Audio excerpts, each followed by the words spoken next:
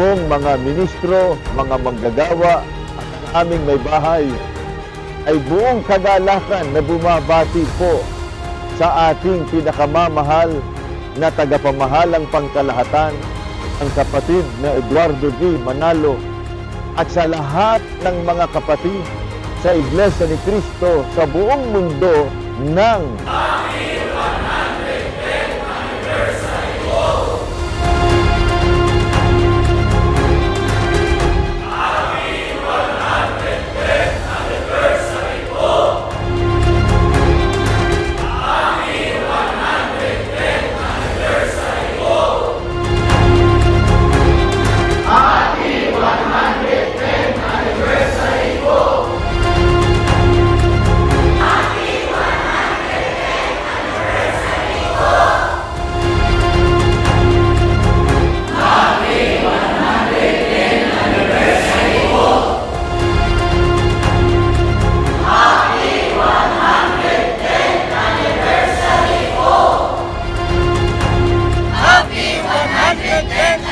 anniversary po sa ating lahat.